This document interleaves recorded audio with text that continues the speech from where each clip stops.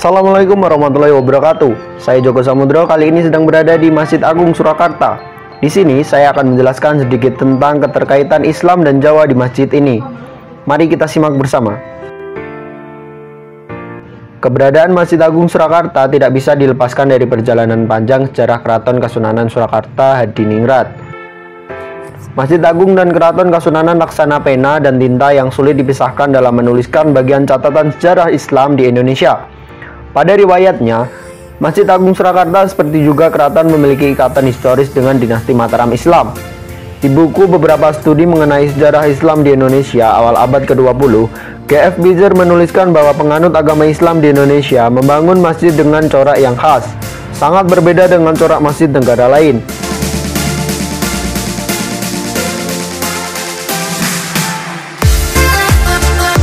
Bizer menduga corak khas masjid Indonesia itu tumbuh kali pertama di Pulau Jawa. Karena itulah dianggap tepat menyebut corak khas itu dengan sebutan corak Masjid Jawa. Masjid kuno di tanah Jawa sejatinya berjalin berkelindan dengan kepentingan penguasa lokal yang berhasrat membumikan Islam di wilayahnya, dan juga bagian dari komponen pendukung struktur kota kerajaan bernapaskan Islam.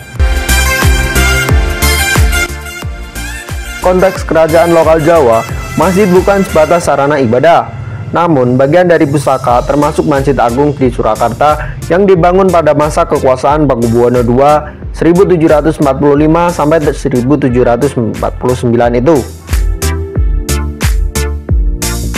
Masjid Agung Surakarta dirancang sama bentuknya dengan Masjid Demak, berbentuk joglo dan beratap tacuk susun tiga yang melambangkan kesempurnaan kaum muslim dalam menjalani kehidupannya, yakni Islam, iman, dan ihsan. Hal ini tidak dapat dipisahkan dari persepsi umat Islam Jawa atas Masjid Demak yang digolongkan sebagai pusaka yang tak ternilai. Karenanya, wajar saja kalau Masjid Demak dijadikan pedoman membangun masjid oleh para penguasa dinasti Mataram Islam, termasuk Sunan Pakubuwono II.